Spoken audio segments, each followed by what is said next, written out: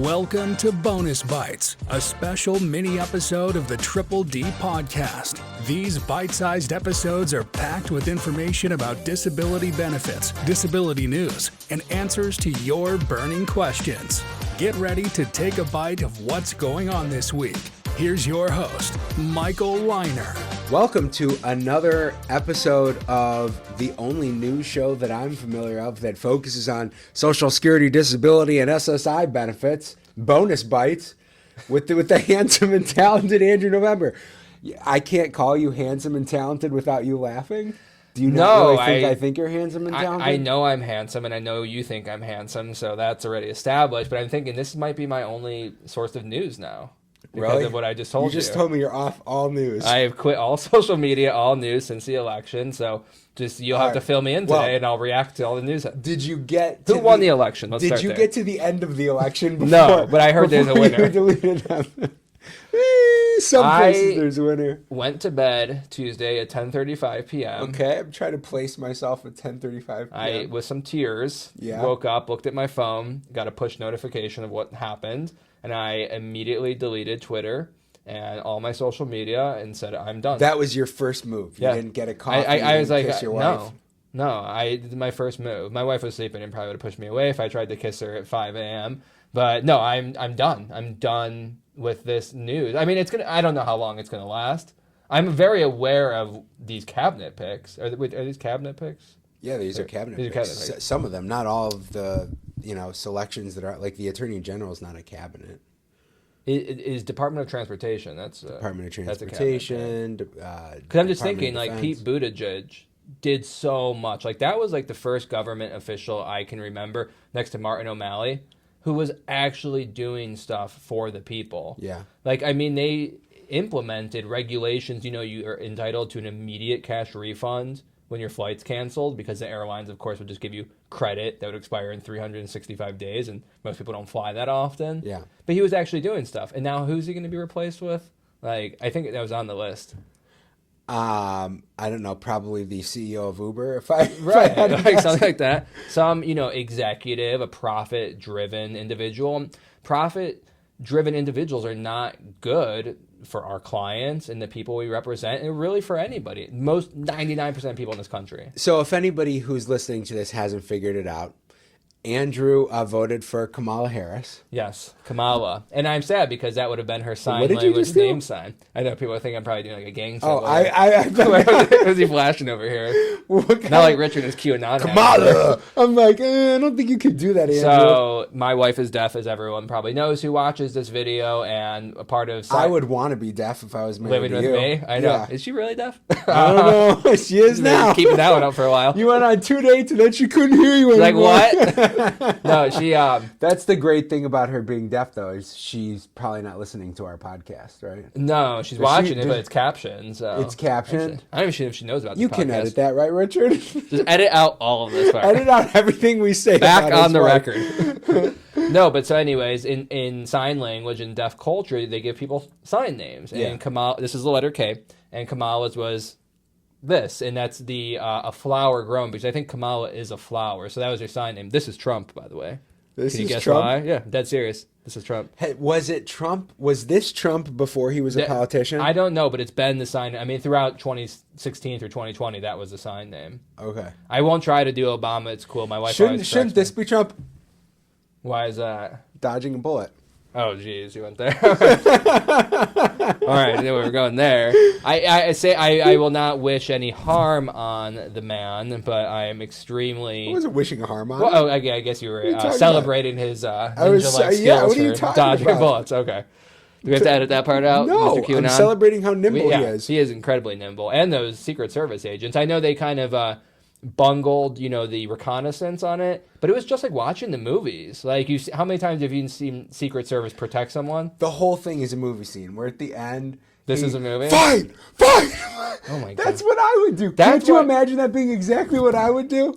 Donald Trump, genius can mean a lot of things, and I think one part of his success is he is so good on his feet to think of like how to get people excited, and that's why he had success in the media industry. I mean, look back to shows from the 90s where he was making cameos, Sex and the City, Home Alone, there's a ton of them. Or people just dropping his name in shows as, like, the idol of success. And, like, to be able to, just survive a assassination attempt and think about yelling, fight, fight, fight.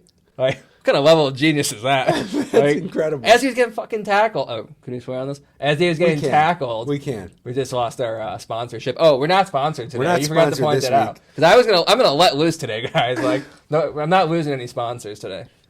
All right, so let's get. I wanna direct you back to the beginning of this topic of our conversation. Yeah, sorry, I just hijacked that for like 10 minutes. It's very clear that you're upset about the outcome of the election, which kind of brings on my big question to you: is what are you afraid of? What are you concerned of for our clients, for yourself?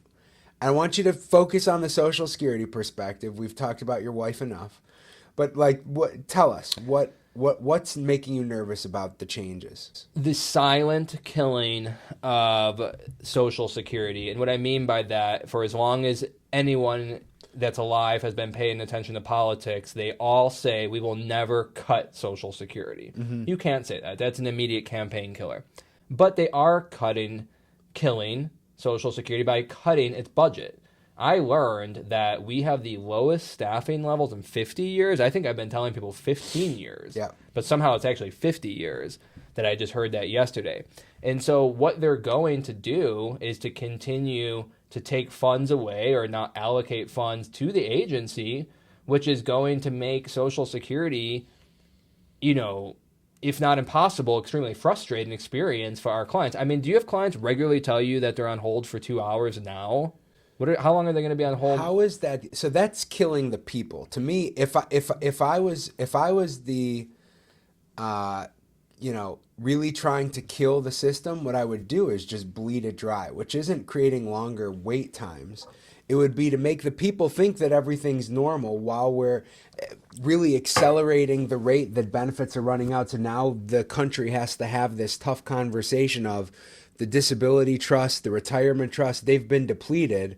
What are we going to do? But since we now control the House, the executive office, we control the Senate, we're in a position where we can like really dictate what's going to happen with our country's biggest expenditure going forward. It wouldn't be to like mess up customer service, because then what happens? Now you've got this super popular program, not with, I'm not surprised that, Vivek Ramaswamy, who's our age and a billionaire, doesn't care about Social Security, because when is he ever going to rely on a $3,600 check? But left or right, it doesn't matter your politics. Most of our country is in a position where they need that Social Security check when they get there. So they can't specifically screw people in terms of like wait times and customer service, because that's just going to look bad for the government as a whole. And all of a sudden you're going to start to see that red map that was created turn blue. I think what they're going to do is, if anything, dole the money out like candy, get rid of it, so that we, like I said, we have to have this conversation about what are we going to do to shore up this problem. They're going to create the problem. They're going to accentuate the problem so that there's no choice but to shore it up while they can control the solution.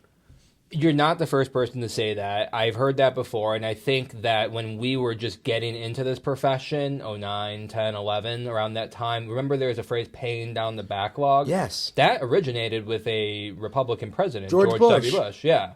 So, no, it is very possible. I do think it's going to be a blend of both what we're saying. I mean, the problem with Social Security's budget now is they move with the wind. The wind might be, let's help DDS make initial and recon. So they pull all the writers from OHO, that's where the court decisions are made, to DDS, the Disability Determination Services, the state agency who makes the earlier decisions in your case. So that's a win. I'm afraid that they could, change the wind pattern. One significant thing that happened in the first Trump administration was a lot of redeterminations. That was the focus. Huge.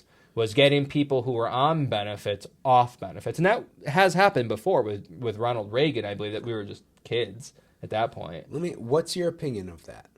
Getting people, redetermination? Well, I think that the program needs to have integrity and there needs to be an investigation, but I'm not convinced that they can do great investigations. Those redeterminations end up in our office and they're not supported. They're not following the law. You know, the burden shifts to the agency to show improvement, which it should. You know, one thing that, and I love how, by the way, I want all of our viewers to know this is the first time, we never have a script, but you and I are usually given like some kind of bullet points of things to talk about.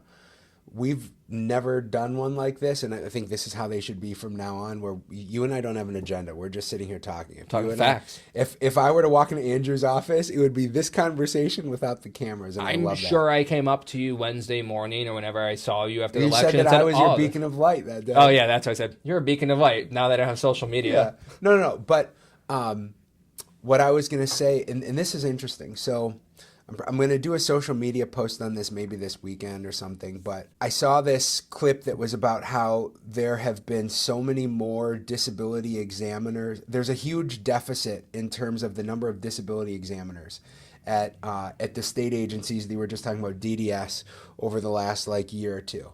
Something like overall in the whole country, there's like 700 less across the entire United States. That's a huge number.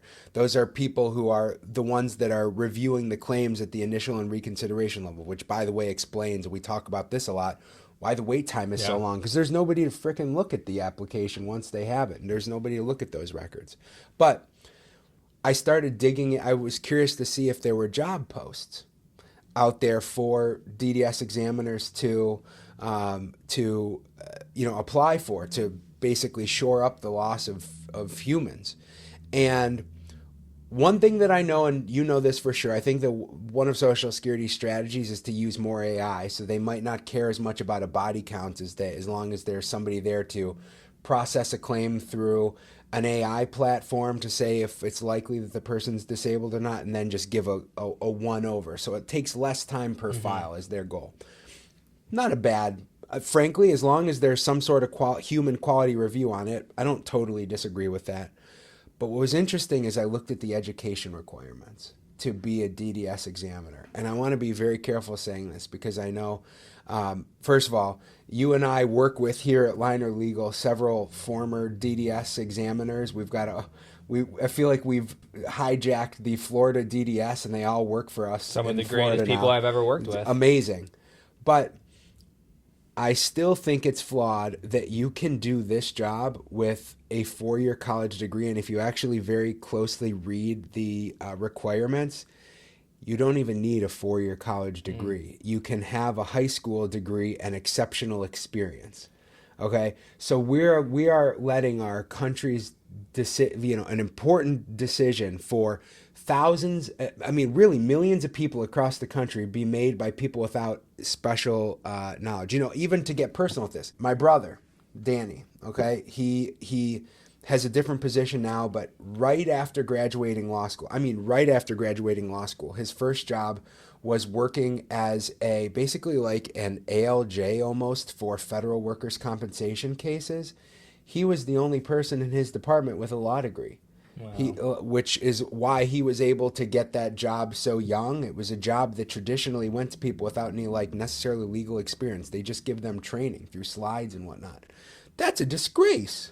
I think at one point, and I want to comment on what you said, but you trigger a thought that you didn't have to be a lawyer to be a Social Security ALJ at one point. Really? Because now you and I both know you've got to be a lawyer for 7 years. Alfred Lucas, do you remember him? Yeah. You maybe had a handful of cases with him. I think I always remember hearing, and I apologize, Judge Lucas, if I'm getting this wrong, but he was not a lawyer. I might have heard that before. I'll talk to Rebecca. I think she would know a good history. Okay. Our friend Rebecca, another wonderful attorney in the field. It's a shame because all I'm thinking about what you're saying is, no, I'm not trying to make a slight, and I know you're not on anybody's education level, but these are life and death decisions. One of the hardest part of these jobs is we regularly see our clients pass away. I hate that it's a gut reaction of our staff when they can't find our client to type their name in the word obituary. And they oftentimes find it, or Social Security will call us and let us know. My concern about the AI is wonderful in so many different ways, but what I've realized with our very limited use of it is finding that it looks for objective evidence. And it's probably very good at that. You know, I mean, you can find an MRI, CT, echocardiogram that has objective numbers, but so many disabilities are based on subjective reports that are Pain, supported depression, by objective foundations, pain, mental health, emotional health. There's no way AI can do that. What's AI going to be trained? Like this person said they're depressed at 35 visits and therefore they're disabled? No, like you can't do that. It's not how it's going to work. And you got to be able to like, I had a case today that Judge Panic approved that, you know, on paper it was not overwhelmingly strong. It was a gastroparesis case, which is a really awful condition. It's where your stomach doesn't empty completely. And I think some people would roll their eyes on that. But hearing this woman talk about her case today and, you know, how she is so malnourished because she can't eat to the point that she needs a feeding tube now. Yeah. And just, you know, when you hear that story and listen to her words from human to human interaction, like the judge is like, you know what, I heard no more. You know, this case is over. And he paid the case on the spot, which is the right thing to do. There's no way AI would get that case right. So all you're gonna do is flood the pipeline and go to the fact that they needed a feeding tube. I mean, like, I know I'm just thinking about like she would our point intake two score over criteria. the BMI. I thought you were going to go to the listing of the weight. No. I think that's one of our criteria. I'm fairly certain. In our office, that's one of our criteria because to me that stands out. If somebody's going to need some sort of external medical device to maintain life, that's disability. Literally, your word, that's pretty fucking scary, is you just said to maintain a life. Yeah. That's the case I'm litigating today. Someone who is using the device to maintain and was life. told that they're not disabled. Twice over 2 years. She could have passed away. What really pushed the case over the edge is she had about 2 or 3 unsuccessful work attempts during that. And the judge was like, oh. Was there alcohol? No, not at all. The judge was like, oh, were you feeling better? You're going back to work. And she goes, no, I'm a single mother. And I'm going to cry talking about this case. And she's like, I had to. And she got fired every single time because she was missing work. It was a really great case looking back now. You know, hindsight's 20/20. And you know, she even talked about like, with her kids, they have, you know, TV time with mommy in bed. Like, that's a routine because she can't get out of bed. Yeah. So, you know, her kids don't understand that something's wrong, but she's devastated because she knows that's not how she expected, you know, her parent-child relationship to look. And AI will make that 100 times worse. So I really hope that's not the future of the initial decisions, because you're going to get so many people like her and all these other subjective migraine cases. We can go on and on about those subjective-based cases. Yeah. Mental health, which is our passion. What else are you concerned about in terms of the changing political climate? How are our clients going to feel it? So without getting into the, you know, the weeds, the nerd of the law, with the regulations, you know, regulations are the rules that are made by the agencies, Social Security agency. They can really do it without any input or pushback from the public. They take comments, and they're required to take comments, but they don't listen to them very often, at least my review of the comments, that I think they're going to just make things more difficult. Yeah. So, you know, our clients are, my favorite phrase in the law, one of them is moving the goalposts. Yeah. And they've done that several times since we've been attorneys. It really was not until the past 24 months that I've actually seen the agency not make things easier, but make things right. You know, like how they changed past relevant work to 5 years. That was making things right. Let me ask you a technical question. A friend of mine, I was talking yesterday, she had a disability hearing, and this is Jen Morgan, another disability attorney, and she was telling me that she had a disability hearing where the judge is holding up the decision because they are requiring her to submit the full LTD file.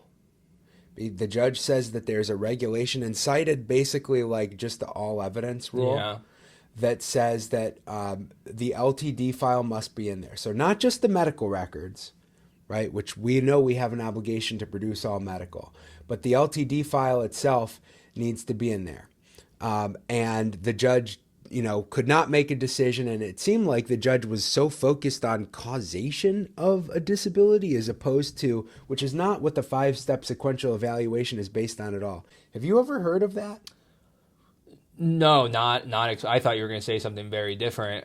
That makes me think that this judge has some LTD experience. No, the judge said it's a female judge in Denver, And Denver's a tough place. And I've got a hearing coming up with the same judge in a month and a half, so now I'm really excited for it. But the judge said that it's a new thing that they've been talking about in the office, and it just sounded like a very uneducated way of presenting the whole thing. But I'm going to give Jen a call because I'm interested, because where I thought this was going was that just like the state agency, there's file review physicians on LTD cases. So I would assume the judge is trying to look for more negative opinions to bolster. But now you're talking about causation. But and the reason why this comes up, in addition to it being sort of like an interesting point, is what she said to the judge is, you're moving the goalpost things. Go, wait a minute. And the judge made some comments that just sounded totally boneheaded and ridiculous. Like, this isn't, because I guess she asked the judge and said, well, I'm trying to understand, is this something that at the state agency level, the state agency request? Well, no, because we don't know that we need to get it. She said, this isn't information that we're able to request. So, but it's information that we need. So they're not getting this at the initial and recon level. And then she's supposed to go and get this LTD file. But then the logical response is, well, what about unrepresented claimants? You're not requiring them to go and get some LTD file. They're not, it's all about producing medical records, but they're just creating new made-up regulations that are slowing down decisions and hurting people. At the end of the day, the case came down to one fact. Light RFC, 61-year-old claimant or something, and there's testimony on the record that to transfer to other work would require more than minimal vocational adjustment. Very clear testimony from the VE. But this judge almost seems willing to issue like an IE unfavorable without this LTD file. And it's like, I don't know that she's not an LTD lawyer. I'm I don't know worried, that she's going to be able to get that. Worried. Who's not an LTD lawyer? Jen, she sends the cases to you. Oh, yeah. She doesn't do it. For some reason, I was thinking she was doing them. I forgot we've helped with her cases. Yeah, I'm worried for Jen a little bit, because part of me wants me to, tell her to dig her feet into the ground, but I don't want to get her like an OGC referral, for non-compliant. I mean, that was another thing that they did. They really came after us representatives. Those rules are targeted at us. I think she's got a decent pushback. The all evidence rule relates to evidence that relates to the disability. If you're going to expand it to include that, well, what if someone gets a student loan discharge? Do they have to submit that because it relates to Where does it stop? Where does it stop? I understand at the field office the need to, and it's not a burden on the representative, although the representative should help, but the need to produce like workers' compensation documents or anything else that could create an offset. That has relevance to this LTD process. benefit, these private insurance benefits that people, that has nothing to do with Social Security. And in fact, the only law that we have says that they can't consider the LTD company's decision. Just like you can't consider the VA or the workers' comp system. So why on earth would the judge hold up a decision to get something that, as long as she's, meeting her, fulfilling her duty of providing all of the records, why would she hold up a decision waiting for that? Well, there's clearly an angle, because I don't think this judge is trying to resolve the case in her client's favor. This judge is like 20%. Yeah, no, I say that. I have a feeling I know who it is. I think we've tangled up with some of those folks out in Denver, so I think I could guess. Yeah. Yeah, I mean, those are the type of judges that, our cross-examination is used against our clients. That look at our advocacy as we're obstructionists. Yeah. The counsel, just ask off task. That's what they expect. Like, I mean, we talked about that probably in every podcast, but it keeps coming back to the same issue, is that our clients are being punished for advocacy. I had a funny one today, by the way, where I had this judge in Philadelphia who was replacing, she wasn't the judge listed on the notice of hearing, so I don't know when the change happened, but before the hearing started, she calls and she goes, counsel, we were just talking about your voice recording, because you know how it says disability warriors who fight for you. And she goes, it's a bit much, don't you think? She said that? And I said, well, our clients don't seem to think so. And then she kept calling me Mr. Weiner on the record over and over again, Mr. Weiner. And eventually, I mean, and I got pissed off after a couple times. I want to make sure that. So I go, it's Liner, Your Honor, with an L. So she pauses and goes, oh, you're right. And I said, that's one thing that I'm very confident in today, Your Honor. My own last name. Was she that typical adverse personality? Was she playing around with you? I gave an opening. It was a Sjogren's case. Okay. I gave an opening statement and I start covering the listing. And she goes, counsel, I've never even really reviewed this listing. So she goes, hold on. I want to look at this with you. And I like a judge like that. Yeah, but it was almost weird the way it happened because she didn't make it clear that she was ending the hearing. We looked at it together and she kind of just goes, all right, well, if I think there's a need for a supplemental hearing on this, I'll call you. Which to me just meant we were going to move on to now I get to present my step 5 argument. Yeah. She hangs up the phone. Interesting. Yeah. One of the unwritten lawyer rules is you need to know when to shut up. Everyone says that, you need to know when to shut up. But I get put into these uncomfortable positions from time to time where it's like, I'm fairly certain my client just won, but I realize that technically they could issue some type of denial. Yeah. It might be very hard for the court to do it, but they'll do it. But you got to be like, I always say the same, Your Honor, we've never had the pleasure of working together before. Have I satisfied my client's burden? Right. And usually say yes. I mean, judges are, cautioned not to say they're approving a case on the record because, as Judge Andreas always says, Murphy's Law. They might get into the file after and see, there's SGA or something that got overlooked. But, us would never let that happen. Right. Like I bring up SGA issues at the outset or DNA or anything that could, that must be addressed. But yeah, that would be uncomfortable. I love a great ALJ. There's nothing, not just because we're winning the case, but you ever have a hearing, you're just like, that was a good ALJ. Oh, all the time, especially now that we're doing hearings, with many all more offices. Yeah. Some judges that are a lawyer's judge, that's clearly that understands it and it's a pleasant hearing. And because it works so well, because we're so prepared. Yeah. These judges, unfortunately, deal with a lot of poor reps that, I make it very clear in probably the first 20 words that you're not going to mess with me. I'm going to know the case, and I'm going to know the law, and I'm going to know the unwritten law about these hearings. Yeah. And when a judge picks up on that, this guy knows his sights, it becomes fun because, we only represent people who meet the definition of disability, so we have good cases. Yeah. So a judge, this is a good case, you might just need to explain something. Connect a few dots, build that bridge. Are you drinking a beer right now? I told you I'm depressed. What is that? No, it's iced either tea. Beer or piss. I told you I bought the new iced tea maker and an ice maker. Man, we have upgraded the beverages. You were outfitting this office. Yeah, I was in a deposition last week, and they had a countertop ice maker, and I never knew I needed one of those, so I got one, and everyone in the office has been drinking, quite chilled beverages over the past week, and now we have a Keurig that makes cold drinks. I don't know if it makes. I've been drinking coffee from it though. Oh, you've used the Keurig? It's great. Yeah, it's great. I didn't appreciate how good a Keurig is. I finally. This is iced tea, by the way. I haven't been having to leave the office to go to Starbucks as much. Well, I like it. It's funny you say that because I talked to Catherine and I said, I told Michael about the ice function because I know how much he likes iced beverages. But then I said, what? I think part of him leaving in the office is that mental break, getting out of the office. Yeah. So I was like, I know that you'll.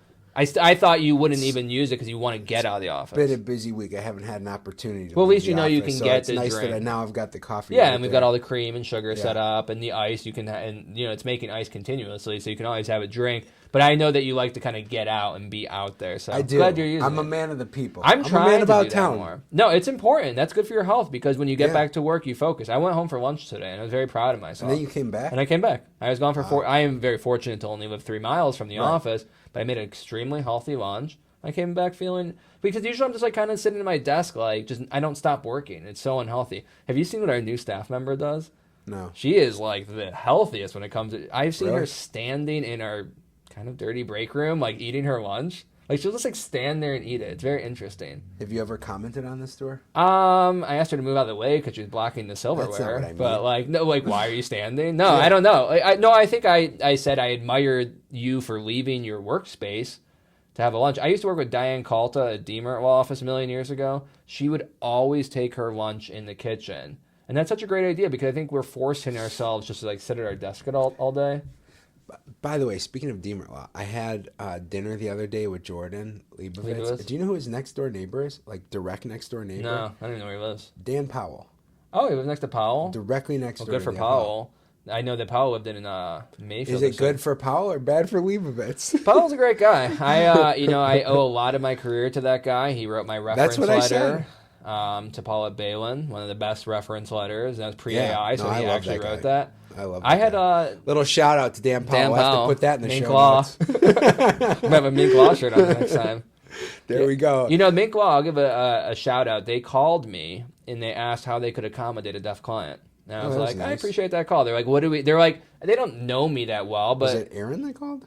It started with Dan. How did I end up talking to Aaron? Maybe I saw him in person. Dan called me, but then I might have seen Aaron somewhere, and he brought it up like right away.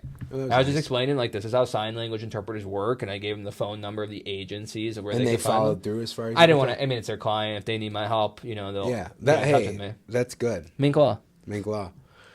Do we have any questions? I feel like we've been getting talking uncomfortable for a while. talking. No, we I'm have like been talking for a while. I feel like I can see Richard's like glaring on my corner of the eye. Richard Lander, Dickie, get in here, bro. Okay, I'll read the OTD question first. It's kind of long. So I didn't sign up for long-term disability through my employer at the time I was hired.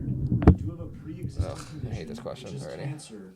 And at the time when I didn't sign up for LTD, I was under the impression that when I signed up during the next open enrollment, I couldn't be denied coverage due to a pre-existing condition. Well, here I am. They did deny me, and now I'm stuck working a dangerous job that I love, but without LTD. Any lawyer have any advice? Well, first of all, get me the denial, because one of the biggest abuses of these contracts is a expansion of the pre-existing condition limitation. I have been very successful on those cases showing that it was not a pre-existing condition. So that's number one, get me the denial. Number two, just to explain what this caller is asking, is when you get a job, you're usually automatically enrolled into the group's LTD policy. So just by virtue of being an employee, you're part of their group and you get LTD. For whatever reason, if you don't sign up for LTD right then and you sign up later, you're going to have a delayed effective date. In every policy I've seen, it says if your disability begins within 1 year of your effective date, then they're going to look at your condition just prior to the effective date. And that's certainly what's happening to this individual here. So, yeah, I mean, advice to all the people out there, day one when you're getting a job, make sure you understand your benefits. I had a case with a young woman who was paying premiums to the insurance company for years, but she joined late and never filled out an evidence of insurability form, and they denied her, and it became a whole case. I think it's still in litigation now with another firm. But yeah, I mean, that's a really big issue out there, is you have to understand that if your disability begins within 1 year of when your LTD starts, you're probably going to have a pre-existing condition rule. So, but still, don't give up there. A lot of people just throw these denials away, and I literally have had told people to dig them out of the trash. Yeah. I'll never forget that Walgreens employee. That's like my best success story. Remember, I drove to her house? Yeah. That was like one of my very early wins. We got this woman $60,000. She had 1 week left to appeal. She goes, I got denied. I didn't do anything with that. I'm like, get me that denial. So to you, please get me that denial, because pre-X decisions are bullshit. They're not very easy, but they can be challenged. We have other questions. Richard? One more for you, Michael. Hey. All right. My ex had to take early retirement due to abrupt closure of his place of business. Am I able to collect on his, as we were married for 24 years? If so, when and how do I start the process? I think this is really, doesn't this sound more like a retirement question than a disability question? I mean, how long were they married for? 24 years. And also to preface this, he was collecting Social Security. I mean, you can talk a little bit about the survivor, or not survivor. It's 60 years old.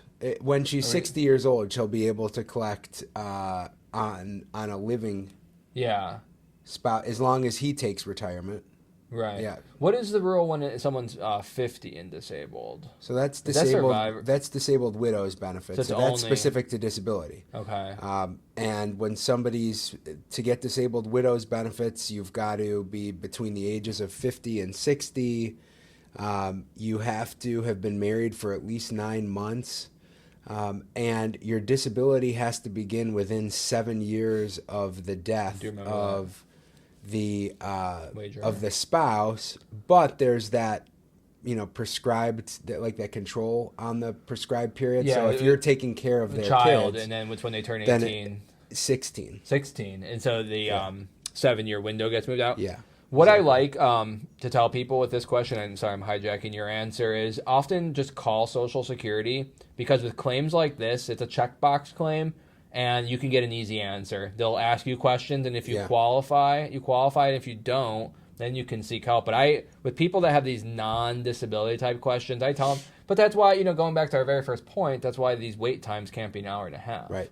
So yeah, I would just tell that person to call Social Security. Well, I think we gave people a lot of extra bonuses to bite on today. That was a lot to think about. Strong episode, a lot to think about, changes. Andrew. I hope you enjoy the rest of your beer. It looks like it's going to be a long weekend ahead for you. Yeah, I'm going to the Cavs game tonight. Are you? Yeah. Who are they playing? Chicago Bulls. They can be 14-0. I know. Oh, can I give a great shout out to the Cleveland Cavaliers? Or maybe this is Rocket Mortgage Fieldhouse. Did I tell you why I'm going to the game? No. This is so cool. So my wife is deaf again for another start. Starting there again. We went to something at Rocket Mortgage Fieldhouse, and there were no closed captions, or they weren't captioning everything. So my wife reached out to them, not like, say my husband's a lawyer. It wasn't litigation. She just said, what's the deal with this?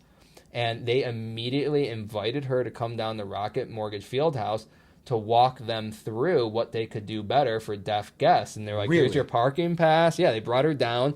And they go, do you want to be paid for this? And she goes, no, I just want this to be accessible. I've got a job. You don't have to pay me. Don't send this to your legal department. Andrew's not getting involved. This is between me. And they go, fine, we'll just pay you in swag. So they gave us 4 tickets in section 109, which is right there by the court. They gave her a ton of swag, like a bag and all this great merchandise. And they offered her more tickets. And they even invited her to bring a friend who works with service dogs to get a better sense on how the place could be more accommodating to service dogs. That's cool. Yeah. That's a really good... It's nice to hear that. I mean, I guess we've had a couple stories like that. But, I really have to say this. I think that, certainly in the deaf world, the regular world as well. I mean, you and Carrie are a power couple. And I think that a lot of the change that we've seen in Ohio really links back to the two of you. Something bad happening to her, and then her telling her, Andrew, fix it. Yeah. But, my wife can fix a lot of things on her own, and that's a challenge of being an individual with a disability, is it's constantly a confrontation. You just want to go to a game, oh, now I got to worry about, so we went to the, not the World Series, I wanted to go to the World Series, but went to the Guardians playoff games, and they kept showing these hype videos, they do in the playoff. None of them are captioned. And so Carrie recorded all of them, and that's her next mission, and hopefully Progressive Field. It's interesting, business models. You're not dealing with the Cavs. You're dealing with the venue itself. Yeah. That's where the ADA gets a little complicated. But that's what's cool about Cleveland, is you have the big city amenities, but it's so, folksy. And it's you want to come on down? Just pull into the garage and park. Good job, so I'll Cavs. be good job. Have fun at the game, Thank and you. everybody have a great week. We'll see you soon. Thank you. Have a great week. Thanks for listening to Bonus Bytes, a mini episode of the Triple D podcast. Rate, review, and subscribe, and tune in next week for more disability news and headlines.